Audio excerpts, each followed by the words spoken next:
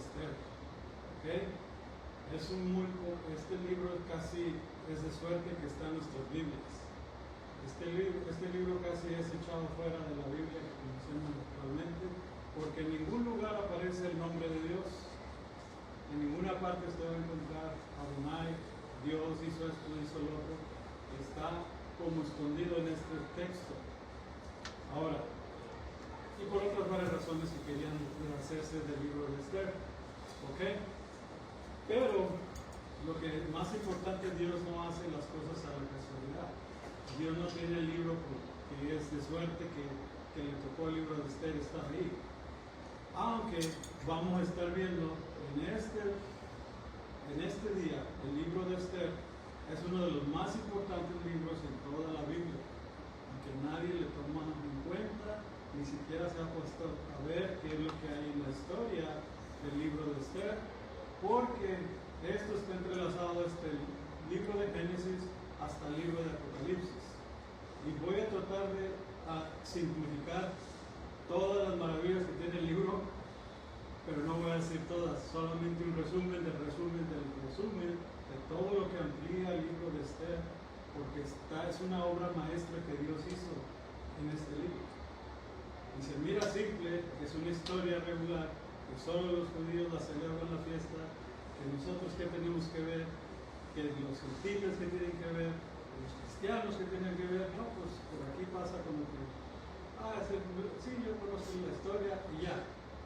Pero no, este libro es Dios lo hizo una obra maestra. Y vamos a desvelar un poco en este momento acerca del rollo de Esther. Esta foto es una foto del libro de Esther en la era medieval, muy carísima, con detalles, con colores y con todo, carísimo para tener esa foto. Muy bien. Megilat Esther. De hecho, la palabra Esther, en hebreo, si usted la traduce al Esther, viene de una palabra donde la hace similar a la palabra oculto, algo que está oculto. ¿Okay? Megillah también viene a ser una palabra hebrea en la cual dice que es un rollo, se traduce como un rollo, un pergamino. Pero si vas al hebreo, viene una palabra hebrea que te habla acerca de revelación. Eso es algo que está revelado y que está oculto en el libro de Esther. Tan solo en el título Megillah Esther ya tenemos que hay algo oculto y que es algo revelado. Para algunos es totalmente oscuro, ni siquiera tienen idea de lo que voy a hablar el día de hoy. Para otros ya han abierto sus ojos y se les ha sido revelado. El día de hoy vamos a ver un poco de lo oculto y un poco de lo revelado. ¿Ok? Eso es. Para empezar con esa introducción, el libro de Esther es algo que en el judaísmo mesiánico y rabínico este libro se lee completamente durante Purim para cumplir con el mandato de Mikra Megillah. En Deuteronomio se nos manda leer la Torah y uno de esos libros se selecciona en la fiesta de Purim, se lee todo el libro, se desvela uno, tiene una vigilia y está leyendo el libro de Esther. ¿Okay? Ese es el mandamiento. Enfatiza la prudencia divina oculta del hebreo Ashtar, que evoca el nombre de Esther. Su nombre hebreo subraya temas de ocultamiento. Megillah es un rollo pergamino enrollado. La raíz hebrea Gala de Strong 1540 implica revelar, descubrir, exponer, de donde deriva Megillah, como algo que se desenrolla para revelar su contenido oculto. Es un libro que está enrollado, pero se va a desvelar para revelar. Muy bien. En la tradición judía, Megillah Esther se interpreta simbólicamente como la revelación de lo oculto, Nishtar y Satar, de ocultar. Muy bien. Empieza así. Aconteció en los días de Asuero, el rey Asuero, en inglés y en hebreo va a venir Ashvarosh. En español va a venir Asuero. En otras traducciones va a venir Jerjes. ¿Ok? Es el mismo personaje, es el mismo del que estamos hablando, ya sé que le diga Asuero o Jerjes. Jerjes 1. ¿Ok? Es el mismo personaje. En los días del rey Asuero, él gobernaba desde la India hasta Etiopía, sobre 127 provincias. Bien, el gobierno de este rey no era algo pequeño. Si ven el mapa, ¿dónde está Etiopía? En el número 2, y si ven la India, está en el número 1. Desde allá hasta acá era el reino del rey de Asuero. Y a la parte de arriba, todo lo que abarca Israel, Siria, Irak, Irán, Pakistán, todo eso hasta la India. No era un pequeño reino, era más bien todo el mundo conocido, abarcaba esas 127 provincias. Cuando estamos hablando del libro de Esther, estamos hablando del mundo que se conocía en aquel momento, todo el mundo, prácticamente. Eso es lo que se conocía. Ellos no conocían Estados Unidos, no conocían México, pero se conocía toda esta parte del mundo de aquel lado. So, él era el rey del mundo, no era cualquier rey. El rey de todo el mundo que se tiene conocido. Desde Etiopía hasta la India. Muy bien. El rey quiere exhibir a su reina hermosa como símbolo de su poder y generosidad. En una fiesta que duró 180 días para nobles y luego 7 para todos en Susa. A ver, ¿cuánto es una fiesta de 180 días? 6 meses. 6 meses, una fiesta en el reino, en todo el reino. Entonces, el último se va a la historia de la ciudad de Susa, que está por Irak, y ahí se pasan los últimos 7 días donde Vasti se negó a presentarse ante el rey, lo que provocó la ira del rey y su eventual destitución. ¿Eso qué tiene que ver con nosotros? Cuando Dios te hace un llamado, cuando Dios te llama, más vale que te presentes, porque si no, te puedes ser exiliado. ¿Sí? Eso le pasó al pueblo judío. Dios quería presentar a Israel como su preciosa mujer, su esposa, su reina, obedeciendo mandamientos. No quisieron aceptar al Mesías. Ok, van al exilio. Van fuera. Una vez más. ¿Sí? El Dios, bueno, ese es un primera sombra. Vasti era la primera reina de Asuero, era la bisnieta de Nabucodonosor, el emperador babilónico que destruyó el primer templo sagrado y fue exiliada por su rebeldía. Así que no era cualquier persona, Vasti era la hija, la nieta de Nabucodonosor, el que era el rey del mundo anteriormente, Babilonia. Ahora estamos hablando del rey Persia. Persia conquistó a Babilonia, después va a ser conquistada por Grecia, pero no vamos para allá. Este tema está en Persia. ¿Ok? Muy bien. Estos eventos están pasando después del libro de Daniel. Daniel ya lleva aquí como muerto como unos 50 años, alrededor de 50 años. Pero Daniel murió en la misma ciudad de Susa. Y los eventos se están dando en ese lugar, en Susa, está siendo destacada Vashti. Ahora, hay un decreto que se hace en esta parte. Vashti, que desobedece, se crea un edicto de sumisión de esposas a maridos en Esther 1:22. Preparar el ascenso de Esther, la judía rebelde que triunfa, es una ironía porque el rey termina obedeciendo a Esther. O sea, el rey hace un edicto que cada hombre sea señor en su casa. Sí, bien machos. Sujétense a sus maridos. No sean como Vashti. ¿Ok? El macho alfa. Le pone la ley. Es una ley para todo el mundo. Todo el mundo, no nomás el imperio. Sujétense a sus maridos. Pero la ironía de la historia de Esther es que Esther termina mandando al rey. Siendo la jefa. She's the ¿Verdad? boss. Siendo la ayuda idónea. Eres conveniente. Pero bueno, digamos más adelante, Asuero, Jerjes, Ahasveros, no se confundan, es el mismo, ¿ok? Buscó durante 4 años una reina, durante las cuales consideró a más de 1,400 concursantes. Ahí nace el primer belleza México, belleza Persia, ¿verdad? El primer. Y por suerte, de ahí la palabra suerte es donde tenemos la palabra pur. Purim, cuando hablamos de Purim, son suertes, plural de pur. Muchas suertes. Por suerte se eligió a Esther. Por suerte ustedes están aquí oyendo este mensaje. Por casualidad. Parece. ¿Verdad? Muy bien. La historia va un poco así, un poco de resumen acerca del libro o de lo que pasa.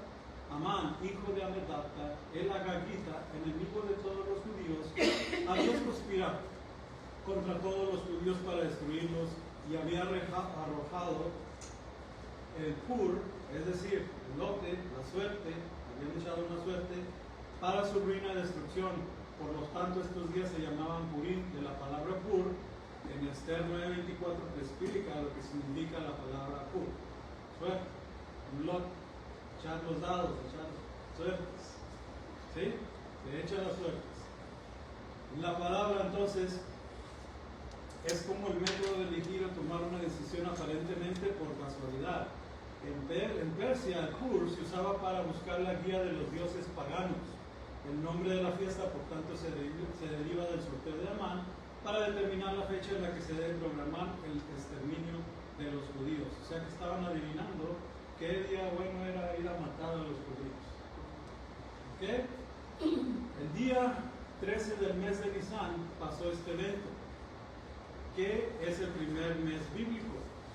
Sabemos Nisan, el Aviv, que también se llama Aviv, o Nisan, es el mismo mes, es el primero del año en el calendario bíblico de Dios.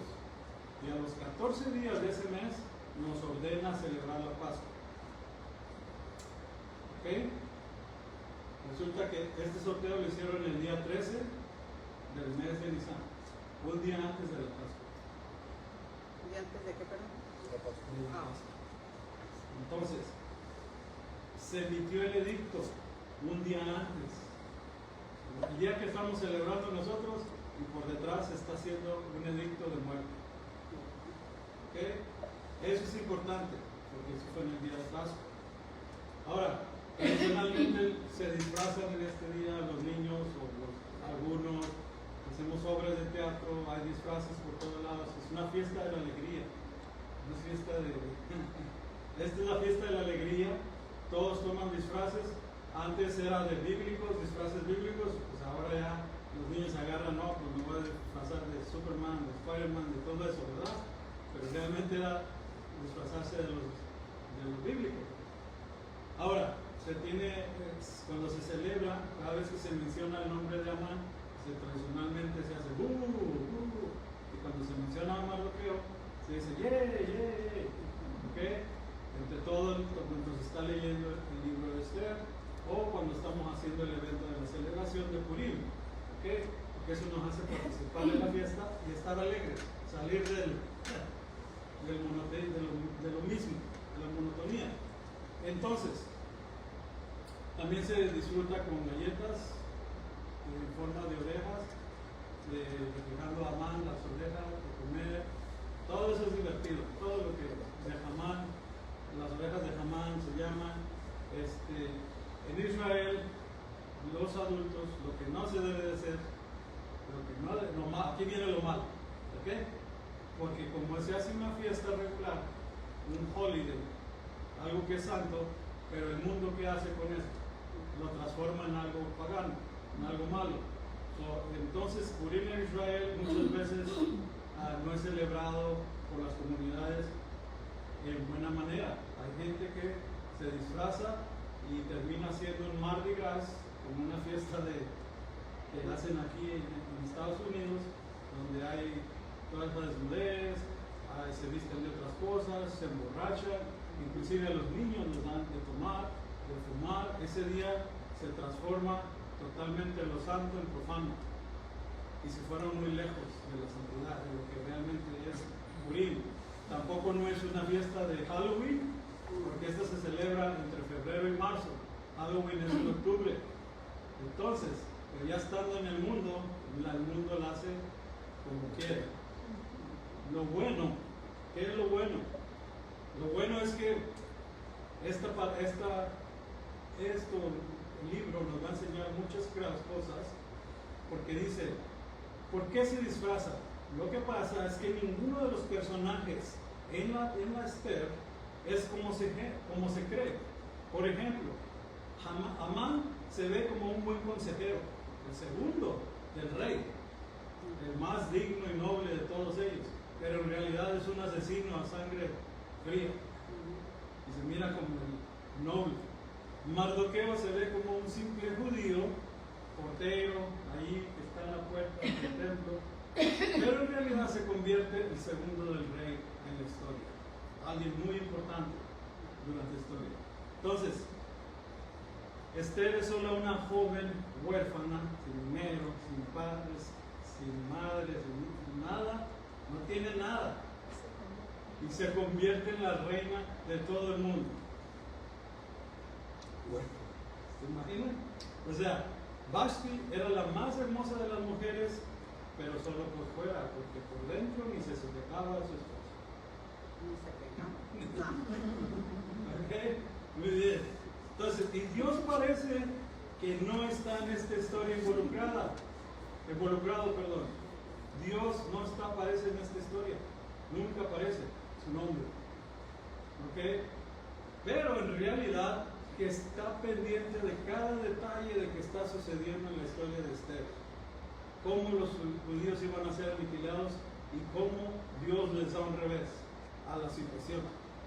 Este libro, por eso es que es bien el estudio del libro de Esther tiene todos los calificativos para estar como lo estudia el judío en el modo avanzado, donde tú lees la Biblia, simplemente ves lo que está diciendo, le ves un revés, le ves qué es lo que nos está proyectando y le ves también qué es lo oculto que tiene el libro, y este está hecho en lo oculto, porque el nombre de Esther es oculto. ¿Ok?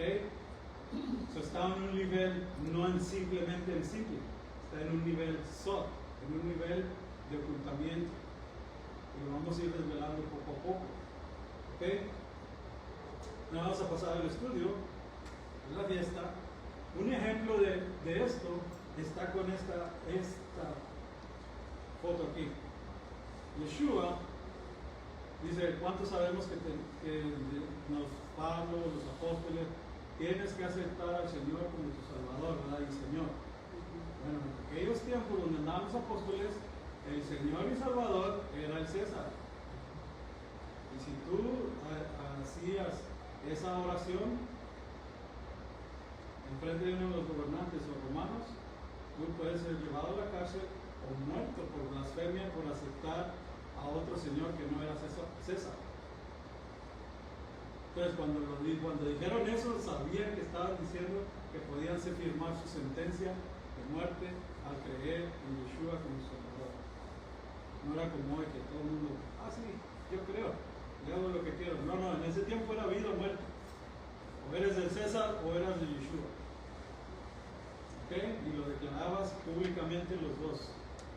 César era declarado en las calles, Yeshua era declarado en las calles, a costo de muerte. La relación de Purim tiene que ver con una frase hebrea, Be'anov, y ocurrió lo contrario. Hay que ver esto es demasiado lo que enseña esto en el libro de Esther. Van pasando los eventos y ocurre lo contrario. Y pasan los eventos y ocurre lo contrario. Todo el libro se la pasa así. Toda la Biblia es así.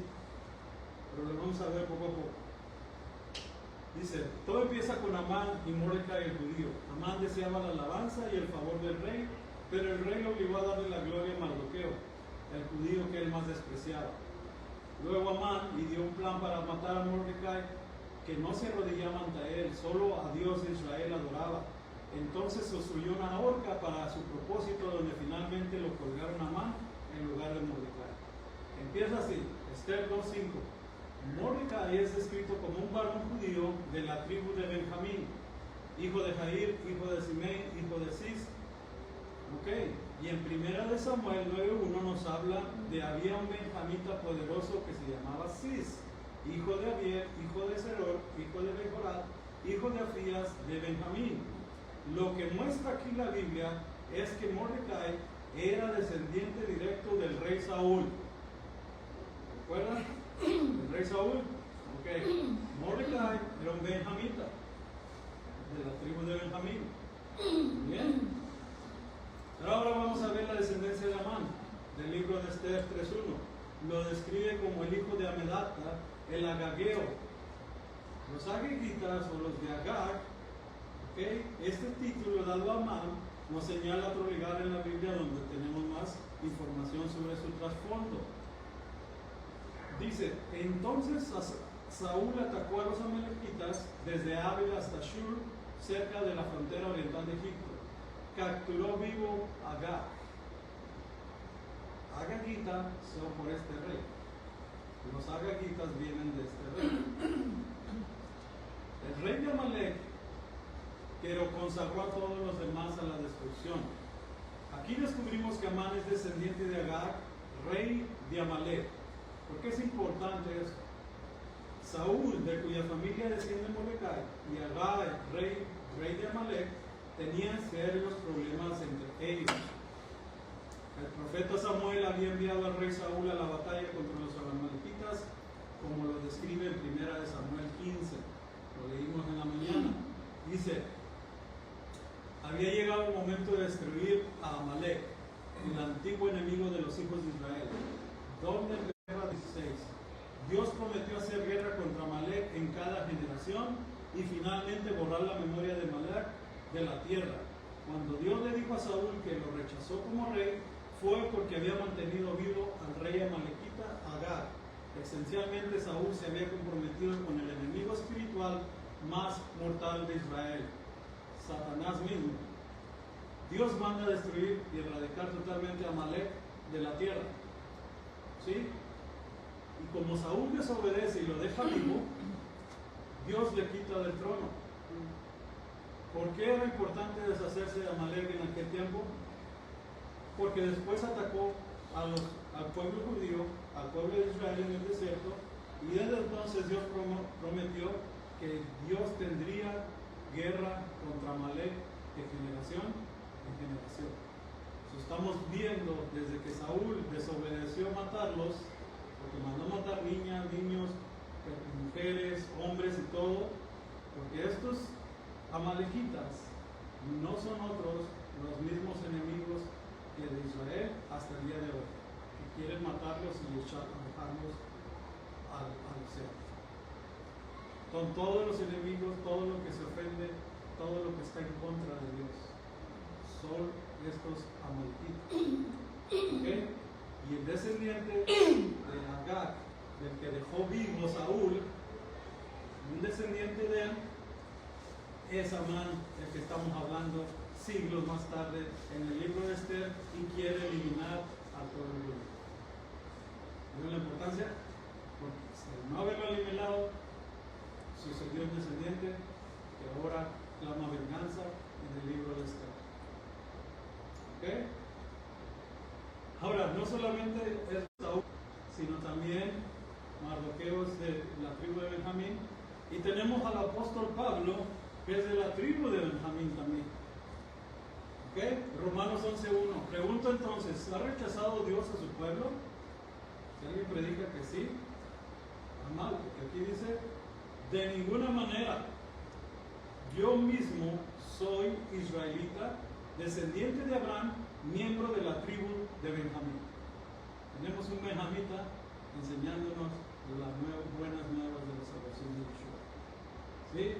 Filipenses 3:5, circuncidado al octavo día, miembro del pueblo de Israel, de la tribu de Benjamín, hebreo de nacimiento de hebreos en cuanto a la ley farisea. Mordecai es identificado en el libro de Esther como un judío de la tribu de Benjamín, hijo de Jair, hijo de Simei, descendiente de Cis. Su linaje lo conecta con la familia del rey Saúl, también benjamita. Cuando esta historia está siendo proclamada en el libro de Esther, también viene la restauración del pueblo de Israel, donde estaban capturados en Babilonia. Se hace el decreto de que vuelvan y reconstruyan el templo. Los únicos que se regresan son los judíos, los levíes y los benjamitas. Todas las demás tribus se quedan en Babilonia, allá ya tienen sus casas, ya tienen sus trineos, sus caballos, sus haciendas, tienen todas sus cosas y ellos no regresan a construir el templo.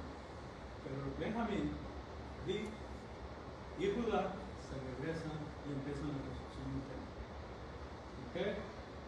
Así que hay historias tremendas de los benjamines en la Torá, donde ellos hubo un tiempo que estaban bien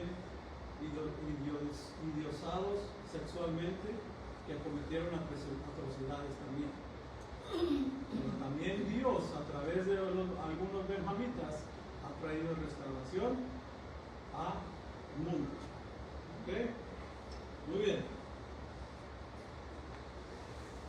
Entonces, el tema del libro de Esther es de las reversiones dramáticas. Es un revés dramático totalmente que Dios hace en este libro. Comienza con Amán, porque ahora en el mes 10, es decir, el mes de Adar, el día 13, algunos han escuchado que por qué el día 13 tiene más otro. De ahí viene. Más que no, todo viene de ahí, pero luego se transgiversa. El día 13 llegó el tiempo para ejecutar la orden del rey y su decreto. El día que los enemigos de los judíos esperaban vencerlos, sucedió lo contrario, pues los judíos mismos vencieron a los que los odiaban. En Esther 9:1, la narración central de Purim se resume en la frase hebrea Beanafu Hu, y ocurrió lo contrario, y se puso patas para arriba. Todo se va a poner patas para arriba en el libro de Esther, al revés, todo. Y en la Biblia también va a suceder lo mismo, se lo voy a explicar. Al principio de Purim, lo que el enemigo de Israel planeó para la destrucción se convirtió repentinamente en su propia destrucción y la salvación de Israel. El enemigo quería destruir, aniquilar, y al final vino la restauración y la dio misma. ¿Ok? Sucedió al revés. Primero, Mardoqueo no se inclina ante Amán. En Esther 3:2 se vuelve a hacer otro decreto del rey que todos tienen que adorar a Amán como su superior y arrodillarse ante él, excepto Mardoqueo no lo hace. ¿Por qué? Porque está cumpliendo ¿qué? Está cumpliendo el mandamiento de no adorar a nadie más que a Dios. Y no se doblegó ante Amán. ¿Ok? Muy bien. Mordecai el judío deseaba la alabanza también y el favor del rey, pero el rey lo obligó a dárselo públicamente a Mardoqueo el judío, al que despreciaba. Luego pidió un plan para sentenciar a muerte a Mordecai por su fidelidad en adorar solo al Dios de Israel, y hizo construir una gran horca para ese propósito, donde finalmente lo colgaron a él en lugar de Mordecai. La historia de Purim de cambios dramáticos apunta proféticamente a los cambios más dramáticos de la historia. ¿Recuerdan eso? Amán era el que quería andar en el caballo paseándose por la ciudad, y resulta que Amán es el que viene a pasear a Mardoqueo y gritando: Mardoqueo es el favorito del rey. Su archienemigo que él quería destruir termina siendo el que lo va anunciando y clamando que Mardoqueo era el favorito del rey. Eso fue una humillación para Amán, que quería destruir a Mardoqueo. ¿Sí? Pero el rey manda. No es lo que el enemigo quiera, es lo que Dios diga. Ahora vamos a ver un poco eso, al revés de la fecha. El día que Amán reúne a sus consejeros, el 13 de Nisan, un día antes de Pesach. Entonces, el día que cayó la suerte fue el 13 de Adar, en el día del cual exterminarían a todos los judíos de las 127 provincias, es decir, de todo el mundo en aquellos tiempos. Pero el día que Esther se pone a ayunar y orar junto con todos los judíos es un 14 de Nisan y es el mismo día de Pascua, de Pesach. O sea, el día del ayuno de Esther no es otro día. ¿Qué hacemos en la Pascua? Ayunar el primer día. ¿Ah? Ayunar el primer día. Okay. Pero en la fiesta, ¿qué haces? Comemos, ¿no? Cena, es la cena, es la última cena. Se cena, se come bien, se come el cabrito y todo. Este año se tuvo que parar en Pascua para ponerse a ayunar sin comer, ni beber, ni festejar la fiesta por 3 días. Porque el ayuno era importante para que Dios bendijera a Esther, si pudiese presentar ante el rey, porque en aquellos tiempos Vasti no se presentó ante el rey, porque no fue llamada. Esther se iba a presentar al rey sin ser llamada. Entonces, ¿qué le pasa a una persona si yo ahorita mismo voy y me presento delante del trono?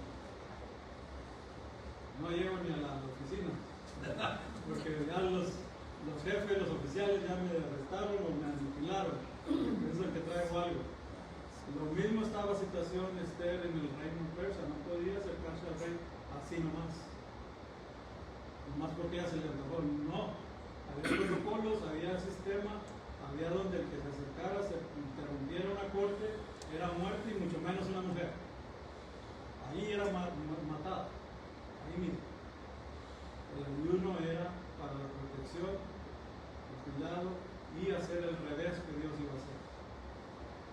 Ese revés, cuando los 3 días pasan, llega el 17 de Nisan, el día de los primeros frutos, que es cuando cruzan el Mar Rojo los israelitas, es el día que Yeshua resucita en el 17 de Nisan. Entonces, la historia va así. Purim, el ayuno de Esther, se mete a la presencia del rey y el rey extiende su báculo y la perdona. No la mata. ¿Okay? Entonces, son perseguidos por Faraón. Después del día 14 de Nisan, el día de Pascua, salen porque hay un cordero, hay la sangre del cordero en las puertas y mata al primer primogénito, y en esa misma noche salen fuera, el día 14, por eso se instituye la Pascua. 3 días después llegan al Mar Rojo, cruzan, y es el 17 de Nisan cuando se cierra el mar.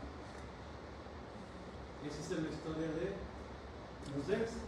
En Yeshua, él muere el 14 de Nisan en la tarde, entre las 3 a las 6 de la tarde, y 3 días después resucita el 17 de Nisan, trayendo la resurrección, venciendo la muerte y dándonos todos la vida eterna. Los mismos eventos se vuelven a repetir, el ayuno por 3 días, con comida, con cena, y es la misma que estamos celebrando a Yeshua, es su muerte y su resurrección. ¿Sí? Por eso Yeshua dice, yo vine a cumplir todo lo que está escrito en mí, incluyendo el libro de Esther. Muy bien, había otro decreto. El rey no podía anular el decreto de matar a los judíos, que Amán había legislado, pero decretó una nueva ley que daba a los judíos de toda la ciudad el derecho de reunirse y protegerse, destruir, matar y aniquilar a los hombres armados de cualquier nacionalidad, o provisión que los ataquen a ellos, a sus mujeres e hijos, y saqueen las propiedades de sus enemigos. En Esther 8:11. Aquí Mardoqueo ya sube como el segundo del rey y crea una nueva ley. Pregunta, ¿Mardoqueo podía anular la ley del rey siendo el segundo ahora? ¿Se puede anular la ley? No.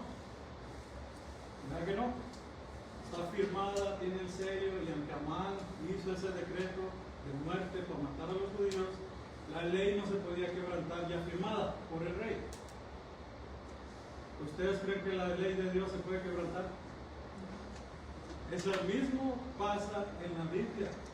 La ley no se puede quebrantar. Está sellada, firmada, está allí, sigue vigente. Este decreto siguió vigente. Tenía que hacerse, ¿ok? Aunque Mardoqueo ya estaba en el poder, tenía que salir otra ley. ¿Qué ley promulgó Mardoqueo? Todos los judíos se podían defender de los soldados que vinieran a su ataque, y si los judíos ganaban, podían quedarse con las propiedades de los soldados. O sea, antes no era defensa, antes era aniquilar a todos y no te podías defender porque ibas como quiera preso y a muerte. Ahora había una chance de poder defender. ¿Qué pasa con la ley de Dios? La ley de Dios está vigente cuando te dice que si tú no guardas esto vas a morir. Estamos en un decreto de muerte. ¿Sí? Está el decreto vivo. Y ya el Señor Yeshua pagó, impuso y está en la potestad y puede hacerlo al revés. Pero ¿qué es lo que hace? Dice, manda otra ley. La ley de gracia. La ley de gracia es la otra que te dice que ahora tú puedes protegerte cuando oras, cuando ayunas, cuando tienes fe, cuando buscas del Señor. Estás haciendo guerra espiritual contra los que te quieren matar, que es el enemigo que quiere venir a destruir con la misma Torah. Él la usa para destruir y matar. ¿O cómo la usó cuando tentó a Yeshua en el desierto? ¿Qué usó el enemigo para atacar a Yeshua? La Torah. ¿Y cómo se defendió Yeshua? Con la Torah, con la ley. ¿Sí me entienden? La ley está vigente, pero la ley ahora mismo, el decreto que ha salido de muerte, cuando tú pones la fe en Yeshua, tienes cobertura. Cuando tú empiezas a ayunar, tienes protección. Cuando tú piensas a orar, tienes la pelea contigo. Estás peleando. No crean que ya fueron salvos y siempre salvos. No, no. Es una lucha constante, dice la Biblia. Todos los días. No es que fue una vez que dije ya, tranquilo, que vas a estar bien. No, es una guerra que estamos viviendo el día de hoy. Guerra porque viene quien te quiere quitar tu fe, quien te quiere hacer tropezar, que desobedezcas los mandamientos, que te alejes de Dios, que dejes de buscarlo. Es una guerra todos los días. Tenemos la victoria ganada, pero no significa que no hay que pelear. No significa que ya voy a estar sentadito esperando ser llevado por el Señor. ¿Por qué dice el Señor? Son obras de mis manos. Yo estoy trabajando, yo estoy construyendo un tabernáculo en tu vida. Él está trabajando en nuestros corazones y nuestras mentes. Y nosotros tenemos que luchar. Dice, correr la carrera de la fe, Pablo. Si no, no dijera, corran. Quedamos tranquilos. Tengan fe y ya todo va a estar bien. No, corran. Porque dice, yo mismo no pretendo haberlo alcanzado. Aunque era evangelista, aunque era profeta, aunque era apóstol y hacer milagros y todo. Todavía él decía, no, pues si este día, quién sabe qué hice, qué tantas cosas hay, sigo a la meta, sigo adelante. Vamos de gloria en gloria. Ese es uno de los decretos de los más importantes de la Biblia, que como vemos que Dios, su Torah sigue vigente, pero al mismo tiempo somos salvos por gracia, por un precio tan grande en Yeshua. Y es un cambio más dramático de la historia logrado por Yeshua en la cruz. De una aparente derrota por las fuerzas de la oscuridad, por su muerte en la cruz y descenso al Seol, a la tumba, Yeshua lo revirtió en su resurrección. No le hizo un revés. La muerte ahora la convirtió en vida.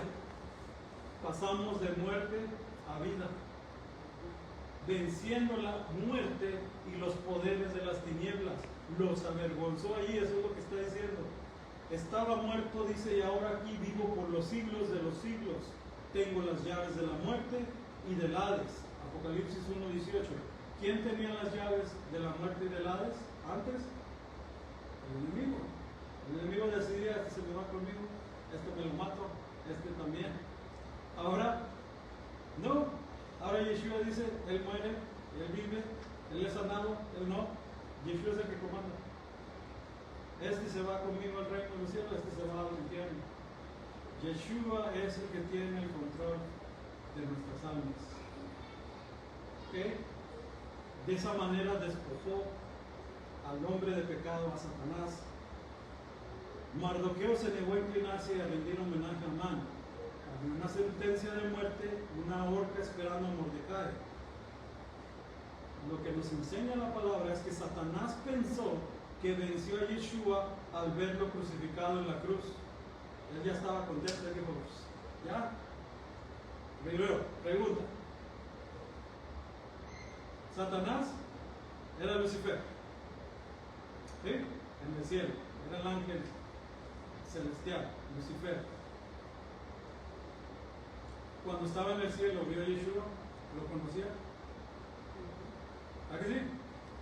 Cuando viene aquí a la tierra, baja el Señor, le dice, tú eres el Hijo de Dios, se le arrodillan los demonios, sabían quién era, gritaban, este es el Hijo de Dios, este es Yeshua, y ellos sabían quién era. ¿Sí? Y cuando lo ven crucificado ahí, cuando lo ven todos los demonios crucificados, ellos están cantando victoria. Hemos eliminado al heredero, hemos quitado el reino de los cielos, ahora sí, esta tierra es de nosotros, es para nosotros ya tenemos todo este universo, ya Dios no tiene nada que ver.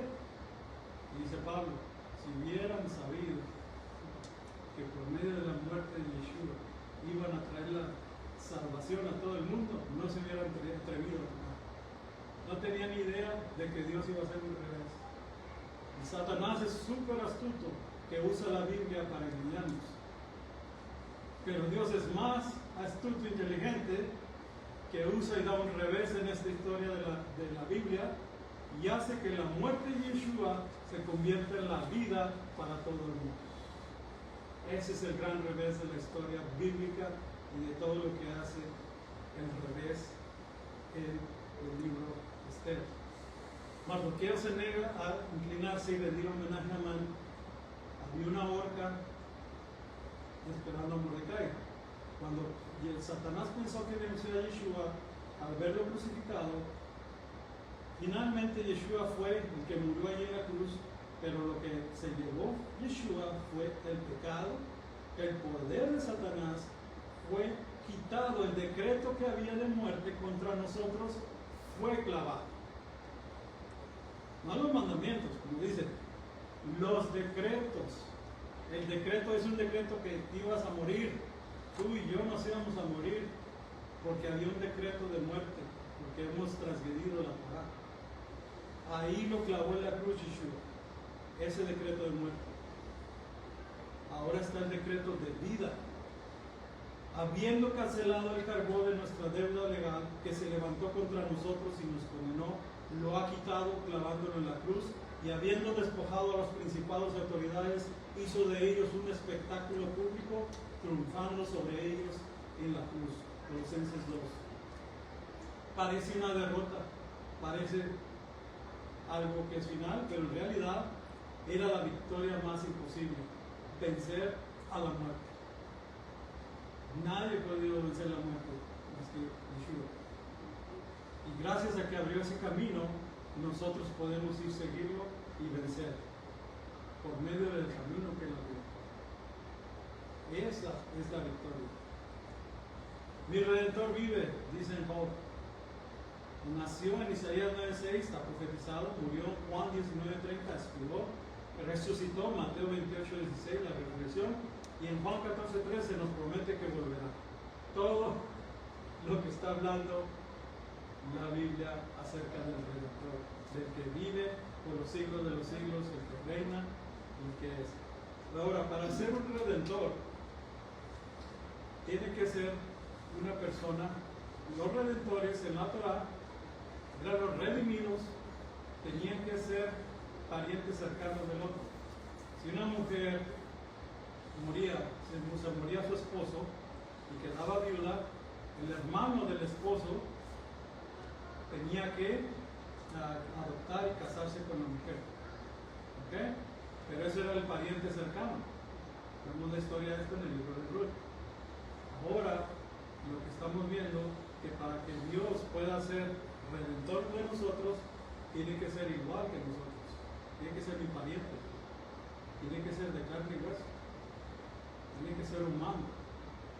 Tiene que ser mi pariente cercano para poder decir que es el Redentor. No puede ser alguien que es totalmente diferente a mí.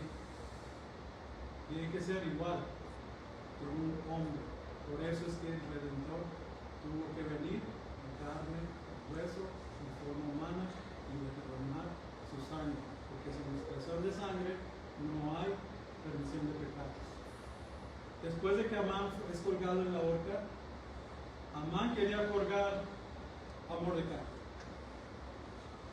El Satanás quería colgar a Yeshua y lo consiguió. Y lo consiguió y por eso creía que era la victoria. Pero era el plan de Dios de antemano, desde antes de crear el mundo, morir en esa cruz y por eso creó a Satanás. Porque alguien tenía que estar todo. Al final hizo la voluntad de Dios, Satanás, al colgarlo en la cruz. Porque era un plan determinado. Pero Satanás no tenía revelación de que esto iba a ser así. Entonces, Mordecai asciende para convertirse en el principal consejero del rey. Después de que Satanás es derrotado en la cruz, que pensó que derrotaría a Yeshua, Yeshua se eleva para estar por encima de todo poder y principado, se sienta a la diestra del trono del Dios Padre. Ese es el cambio más dramático en toda la historia humana. La historia de Esther y los cambios dramáticos en ella nos alientan y señalan el cambio final que el Mesías trajo en la cruz. ¿Listo? Y ya puedo acabar con el libro, pero todavía ni he raspado ni la mitad de lo que dice. En Esther 9:7, vamos a ir ahorita con el libro. La lista de los hijos de Amán, porque tenía 10 hijos Amán. ¿Ok? Y los enumera y los pone de esta manera en la Biblia. En cualquier Biblia hebrea que usted vea original, usted va a ver estos nombres así, como separados y cada uno diferente al texto regular, porque hay un mensaje oculto. De hecho, si ve esta de aquí, que están de color, marcadas, estas 3 letras, una Taf, una Shin y una Zain, y esas al juntarlas crean un número, 707, y cuando le agregamos el número 5, llegamos al año 5707. Saben que el calendario hebreo va por 5800, ahorita estamos, ¿verdad? En este tiempo del año 5707 es en el año de 1946, en cual se colgaron a los 10 líderes nazis en esta fecha. Algo que colgaron en aquel tiempo a los 10 hijos de Amán en la horca que preparó Amán, lo colgaron a él y colgaron a sus 10 hijos. Y lo colgaron 2 veces, dice el texto. O sea, ya estaban muertos, ¿por qué los cuelgan otra vez? Porque está hablando del futuro Amán, los hijos de Amán, que iban a ser colgados en el futuro. Este es el New York Times, donde dice, había 11 generales de los nazis que iban a ser colgados. Pero dice que Göring se mató él mismo con veneno. Y dice que los otros 10 fueron colgados en la prisión por los crímenes de la guerra nazi. Y estos fueron condenados en los galos. Oren por Alemania. Estaban siendo 10 en el día que estaba profetizado en el libro de Esther, que los 10 hijos de Amán iban a morir otra vez colgados en el tiempo de estas.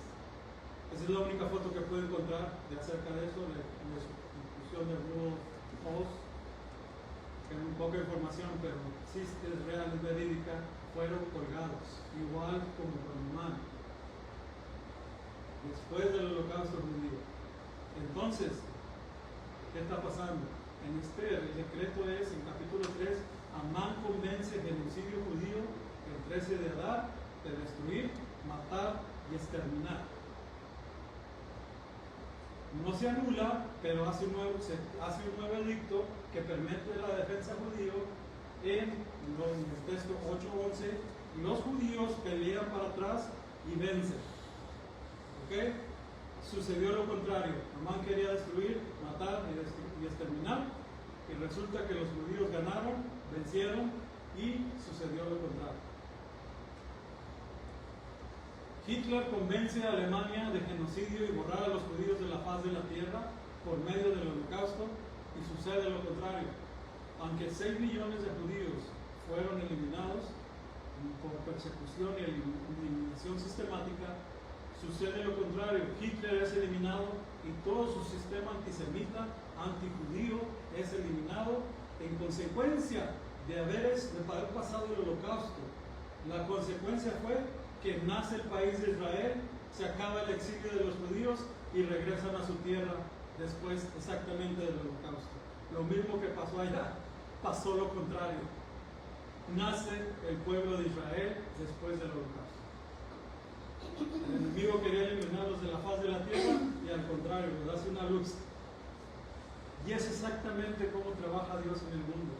¿Cuántos están muriendo en Irán ahorita, siendo decapitados, torturados, muertos, echados en trincheras el día de hoy? ¿Saben por qué?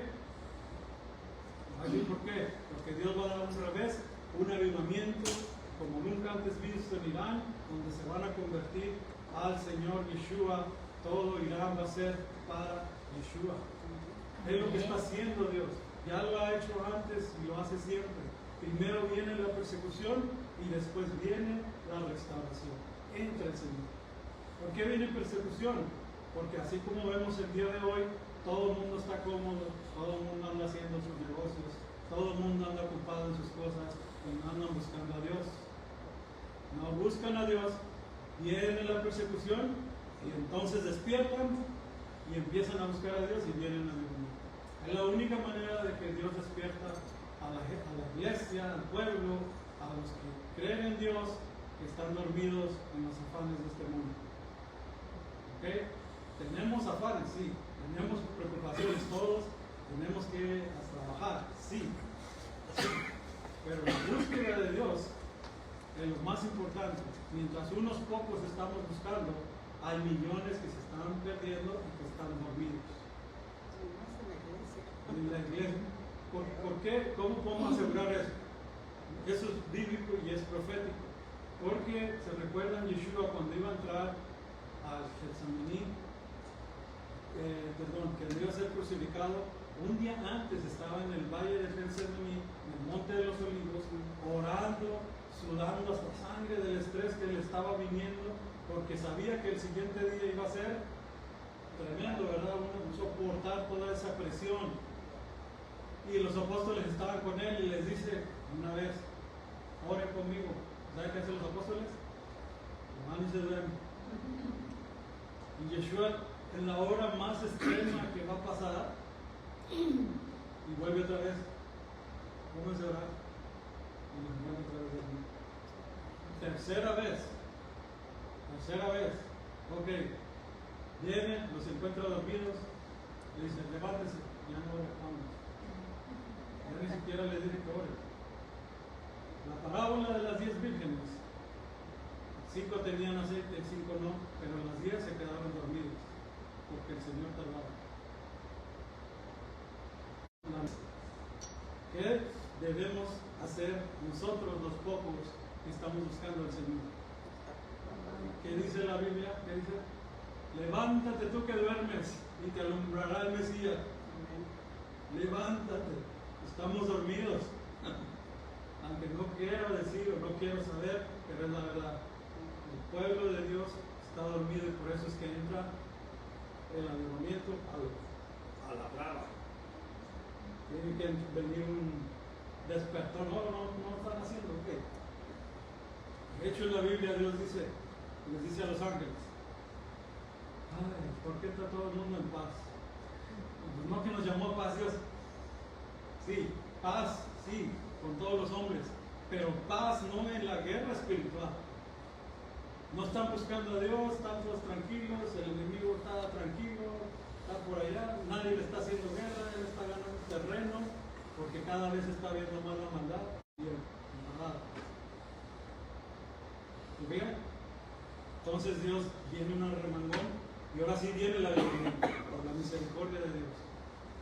Y eso es lo que está pasando en estos momentos en Irán. ¿Qué tenemos que hacer? Confiar en medio de decretos malos, aunque veamos leyes, persecución, injusticia. Purín enseña que Dios sigue escribiendo el capítulo final. Tenemos que tener una vida de intercesión, como Esther, el pueblo siempre le convoque a la iglesia o cuando le diga, Eso debe de ser algo natural para nosotros. Cada semana estar ayunando, dos, 3 días, un día, cada quien sabe lo que tiene que hacer. Cada quien, eso debe ser natural. El ayuno, intercesión, ponerse en la brecha por Israel, por la congregación, por las naciones, por este pueblo que está dormido. Fidelidad en un mundo idólatra como Mateo, ¿no? Ante ideas, presiones sociales, cueste lo que cueste. Porque al final la honra la va a dar Dios. A diferencia de los otros días de fiesta bíblico, en Levíticos 23, esta fiesta no está ordenada por Dios, sino que por Mordecai, el pueblo judío en la antigua Persia de la trama de Amán, para aniquilar a todos los judíos en un solo día. Mordecai registró estos acontecimientos y envió cartas a todos los judíos en todo el mundo, desde el rey Jerjes, cerca y lejos, para que celebraran anualmente los días 14 y 15 del mes de Adar, como en el mes en que su dolor se convirtió en alegría y su luto en un día de celebración. ¿Han oído la frase esa? Cambiaste mi gozo, mi luto. ¿Cambiaste cómo? Mi lamento. Mi lamento. ¿Por qué? Porque estaba la persecución y tú me la cambiaste al día de fiesta. ¿Ok? Es tradicional que los judíos envíen cestas de regalo llamadas Mishlot Manot en día de Mesías. Estas cestas contienen alimentos para comer, para uso de la comida festiva de Purim, y entre otros alimentos esto podría incluir galletas triangulares especiales llenas de semillas y otros rellenos llamados Haman Tashet, lo que viene siendo las galletitas de orejas de Amán. ¿Ok? Hay que ir a repartir comida a los pobres. ¿Ok? Ahora, ¿por qué? ¿De dónde viene esto? ¿Qué dijo Isaías 51? Este es el ayuno que yo quiero: libertad a los cautivos, alimentar a mis ovejas y dar descanso a los afligidos. O sea, el ayuno no nada más es que dejo de comer y ya. No, es que te guardas, te dejas de comer ese pedazo o esa carne o lo que vas a comer, y eso lo vas y lo llevas y lo regalas a uno. Ese ahorro que te hiciste de tu comida ese día. El ayuno es la injusticia. Ese es el ayuno. No puedes ayunar y tener un carácter injusto. O sea, tiene que ir lo uno con lo otro. Yo no más voy a ayunar porque no sé. Por esto, ok, agarres, no vas a poder bajar de peso, no. Eso no se trata de bajar de peso, no se trata de martirizarse, se trata de cambiar tu carácter, ser un templo de Dios, cambiar y alinearte con Dios y buscar a los pobres. ¿Saben? Yeshua, hay una sola vez que Yeshua fue a buscar a un pobre. Siempre venían a él. Venía el ciego y le decía: ¿qué quieres que te haga? No, pues, ¿qué quiero ver? Yeshua le decía: venía la mujer de flujo de sangre, se la tocó, fue salva, okay. Todo mundo venía a Yeshua. Pero una sola vez en los evangelios, en todo, él fue a buscar a alguien. Y precisamente podemos identificar que ese capítulo que estamos hablando, si alguien trae su Biblia, lo podemos leer.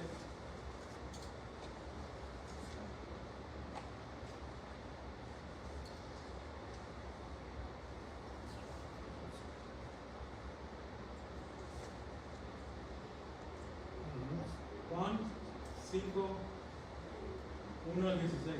Con una voz potente así que se oiga. ¿Qué dice?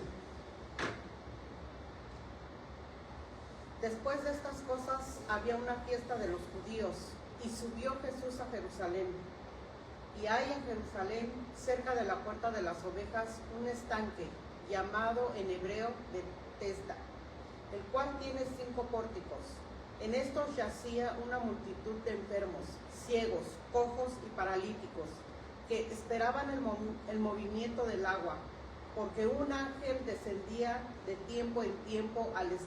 Primero descendía al estanque, después del movimiento del agua, quedaba sano de cualquier enfermedad que tuviese. Y había ahí un hombre que hacía 38 años que estaba enfermo. Cuando Jesús lo vio acostado y supo que llevaba ya mucho tiempo, así le dijo: ¿quieres ser sano? Señor, le respondió el enfermo, no tengo quien me meta en el estanque cuando se agita el agua. Y entre tanto que yo voy, otro desciende antes que yo. Jesús le dijo, levántate, toma tu lecho y anda. Y al instante aquel hombre fue sanado. Y tomó su lecho y anduvo, y era día de reposo aquel día.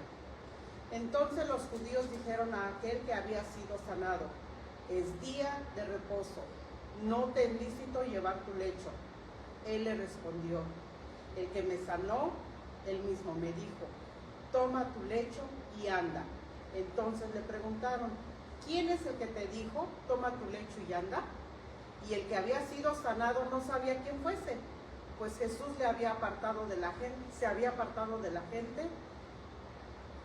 que estaba en aquel lugar.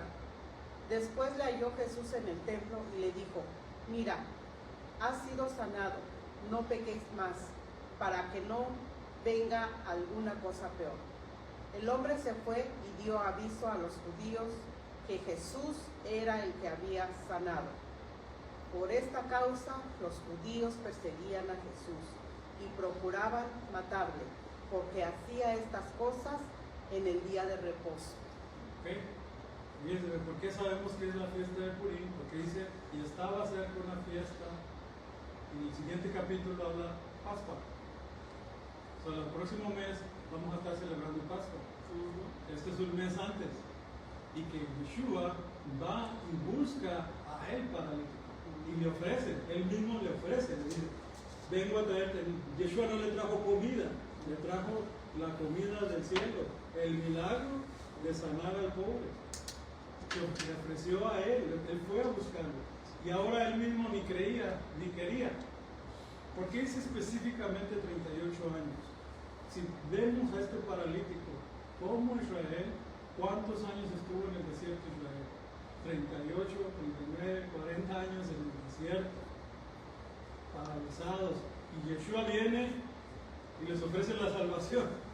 Y no creo, pero lo va a volver a hacer Yeshua. Les va a insistir, yo soy su Salvador. Y los va a limpiar de esa parálisis que tienen, de esa ceguera espiritual que tienen, de no ver a Yeshua como el Mesías, el Rey de Israel. ¿Sí? ¿Y por qué es una fiesta de Purim? Porque sabemos que es el único milagro que Yeshua va y ofrece. Busca al pobre, al paralítico de 38 años, y es una fiesta antes de la Pascua. Precisamente la fiesta de Purim es un mes antes de la fiesta de Pascua. ¿Ok? Muy bien. Entonces Yeshua salió a repartir sus dones. Nosotros también tenemos que seguir el ejemplo del maestro. Esta es la revelación que viene en el libro de Esther. Voy a hacerlo rápido. Pero en Esther 3, Amán es representante en Apocalipsis 15 del antimesías, el anticristo, tan famoso que a veces predica más del anticristo que de Yeshua. Pero Amán es el antimesías. Esther 1.14 se habla de 7 príncipes. En Apocalipsis 12.3 se habla de las 7 cabezas del dragón, que son 7 generales, 7 presidentes o 7 gobernantes del mundo entero que van a estar haciendo la obra de la bestia. En Esther 9 días, ahí están los 10 hijos de Amán. En Apocalipsis 11.2 y 15 están los 10 cuernos, los 10 reyes del antimesías. Apocalipsis 17. En Esther 2.16 dice, en el final de los 7 años tratan de aniquilar a todos los judíos. ¿Ok? 7 años de tribulación se tratan de aniquilar a todos los creyentes. Todos los creyentes van a ser tratados de ser eliminados si no se convierten al sistema de la bestia. Para los judíos hay un plan para destruir no solo a los judíos, sino a todos los que creen en Dios en los últimos tiempos. Todos los que creen en Dios y guardan sus mandamientos, porque hay muchos que creen en Dios, pero no tienen nada que ver con los mandamientos. No te reprenden, te dicen, no, pues está bien que tengas ídolos, está bien que mientas, está bien que robes, está bien que seas homosexual mientras creas en Jesús. No, estamos hablando de los creyentes que guardan el testimonio y hablan en contra de todas estas cosas, no de los creyentes fríos, apagados y lejos de la Torah. lejos de los mandamientos, sino los que están enfrentándose a todo el sistema mundial. El decreto ya está dado en las naciones para que esto se proclame en el 2030. No hay mucho tiempo. Esto ya está en marcha, el plan para destruir a los creyentes. ¿Ok? Entonces, ¿me voy a tener miedo? No, al contrario. ¿Por qué?